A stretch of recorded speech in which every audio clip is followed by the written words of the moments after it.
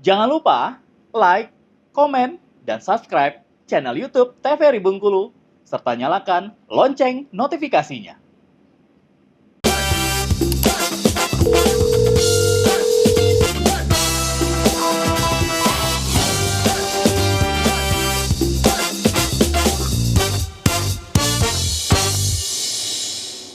Halo sahabat sehat, bagaimana kabar Anda? Semoga selalu dalam keadaan sehat dan tetap semangat ya.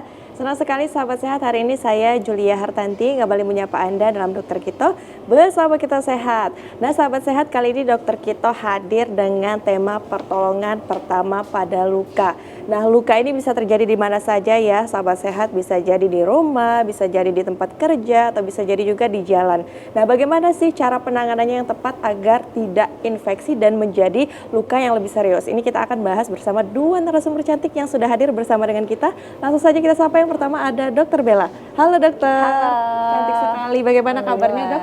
Alhamdulillah baik. Alhamdulillah baik ya. Semangat hari ini kita Semangat. mengedukasi sebuah tema yang sering terjadi mungkin ya. Iya, banyak banget kasusnya kali ini. Iya banyak banget. Nah Dokter Bella dan juga pemirsa juga sudah hadir bersama dengan kita Dokter Wenti. Halo dokter. Halo Mbak. Cantik sekali. Gimana kabarnya dok? Alhamdulillah sehat, baik. Alhamdulillah sehat, baik. Semangat juga ya dok ya. Ini terjadi mungkin setiap waktu detiknya, mungkin di mana-mana terjadi luka ya, baik itu luka kecil maupun luka serius. Mungkin bisa dijelaskan sedikit ini secara umum, kita hari ini spesifik ngebahas tentang apanya sih? Boleh Dokter Bella silakan. Oke, jadi kita akan bahas tentang pertolongan pertama ya. Sebenarnya pertolongan pertama ini akan kita bahas tentang apa aja yang disiapkan juga yang ada di rumah gitu ya, alat-alat apa aja yang harusnya tuh ada di rumah. Dan ini kan pertolongan pertama, seharusnya kalau misalnya dan sampai luka batas mana yang kita bisa tolong di rumah, atau nanti ada juga yang kita segera rujuk gitu. Nah kalau untuk luka sendiri itu kan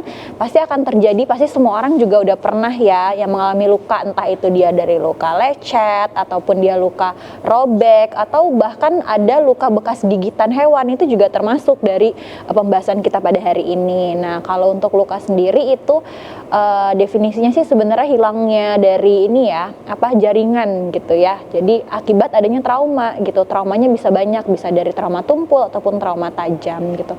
Makanya yang penting kita bahas karena pertolongan pertama itu seharusnya bisa kita lakukan paling cepat sendiri dan juga dibantu sama orang yang ada di rumah atau di sekitar kita gitu. Baik, ini kalau diingat-ingat misalnya terjadi kecelakaan di jalan gitu ya, bagi korban itu nggak boleh langsung sembarang dipegang atau disentuh karena bisa berbahaya ya dok ya? Kalau itu tergantung dari bagaimana pasiennya dulu ya. Nanti kan kita juga ada namanya itu primary survey-nya ya. Kita lihat dulu jalan nafasnya pasien bagaimana gitu. Kalau misalnya mau diangkat ke tempat yang aman juga memang harus ditolong. Jangan kalau misalnya kecelakaan di pinggir jalan terus dibiarin aja gitu juga nggak boleh ya. Nanti malah makin dilindes orang ya kan. Menarik gitu. di sini. Nah, kita simak bersama ya pemirsa bagaimana nih jalannya seharusnya yang bisa kita ambil langkahnya. Baik dokter, langsung saja silahkan Dokter Wenti dimulai Slide-nya.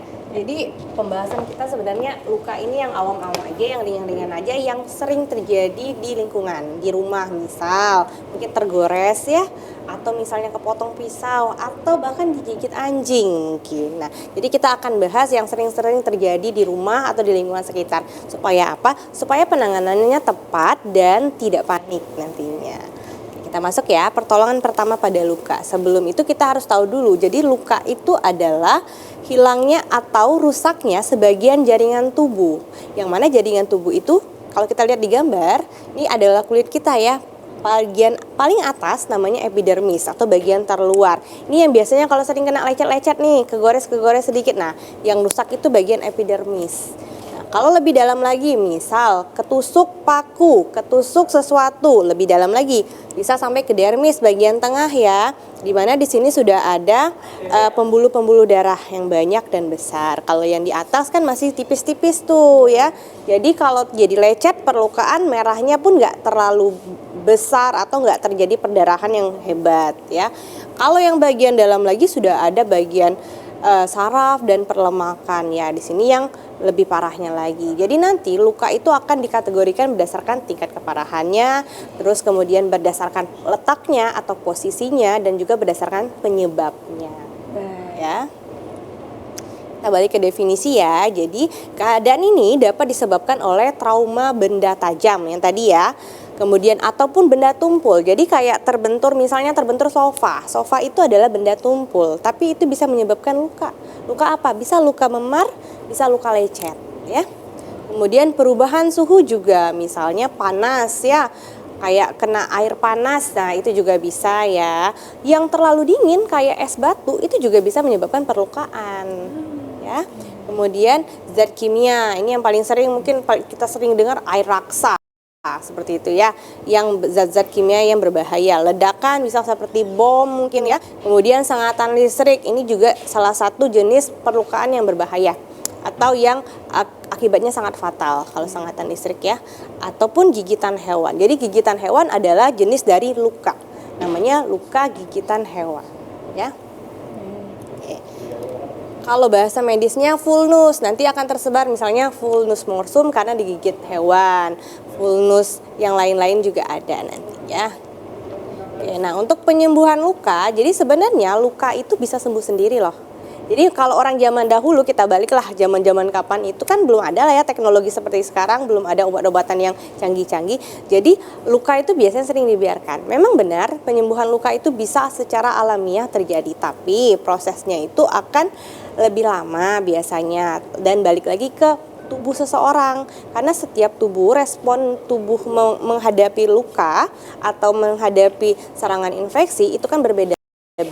Jadi proses alamiahnya akan sedikit lebih lama dan kerusakannya pun tidak bisa kita kontrol. Misalnya akan terjadi jaringan parut yang kalau misalnya ternyata kita rawat, keloid atau jaringan parut itu bisa diminimalisir seperti itu.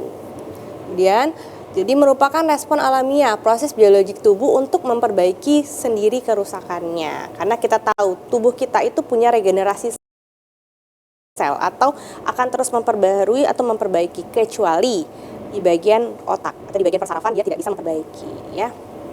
Lalu cara penyembuhan luka, jadi ada yang penyembuhan alamiah di mana luka diisi oleh jaringan granulasi kemudian ditutup oleh epitel yang butuh waktu lama, yang ibaratnya kalau misalnya robek tadi lukanya ya, kita biarin aja itu bisa kok tumbuh sendiri jaringannya, tapi tadi prosesnya akan lebih lama, belum lagi resiko infeksinya, makanya jadi penyembuhannya relatif lebih lama. Nah, kalau yang intermetion ini ya, luka diusahakan segera menutup dengan bantuan jahitan tadi. Tapi tadi resikonya bisa ada jaringan parut, tapi sedikit dan waktunya lebih pendek ya. Yang biasanya kalau robek perlu dijahit atau enggak. Jadi kalau misalnya nggak perlu dijahit biasanya dilap gitu ya, dibersihkan, kemudian diberikan antiseptik, lalu direkatkan sedikit. Ini seperti Oke, nah ini fase penyembuhan luka. Jadi ada 4 fase sebenarnya ya. Yang pertama adalah fase inflamasi, di mana yang ketika kita baru terjadi luka ya, biasanya mulai merah ya. Yang ada pembuluh darah pecah-pecah itu terbuka ya. Itulah pertama fase inflamasi. Terjadi aktivitas vaskular atau aktivitas pembuluh darah, hemostatik, kemudian aktivitas seluler, di mana mekanisme imun kita itu bekerja di sini. Kalau misalnya ada kuman, ada bakteri, dia akan melawan si kuman ataupun bakteri itu. Oke, kemudian ada fase proliferasi. Di sini sudah mulai menghasilkan zat-zat yang akan membuat regenerasi sel baru. Artinya sudah mulai muncul zat-zat zat lagi. Sel-sel baru ya, sel-sel baru. Di sinilah fase proliferasi. Biasanya hitungannya minggu ya. Kemudian ada remodeling, disinilah mulai tertutup ya, di sini sekitar bulan hitungannya ya, 3-6 bulan, artinya sudah 80% dia akan sembuh atau 80% akan tertutupi. Di sini sel-selnya sudah mulai matang, sudah mulai menutup dengan sempurna ya, resorpsi kembali jaringan, pengurutan permukaan. Nah disinilah yang kadang kalau yang punya tubuh yang gampang buat keloid, bisa terjadi keloid di sini atau jaringan parut ya. Itu maksudnya apa tuh dok? Komplikasi jadinya ya? Dia itu penyembuhan yang meninggalkan bekas. Nah ini nanti mungkin bisa langsung dijelaskan, tapi kita jeda dulu ya dok ya. Pemirsa jangan kemana-mana, tetap bersama kami dalam Dokter Kita Bersama Kita Sehat.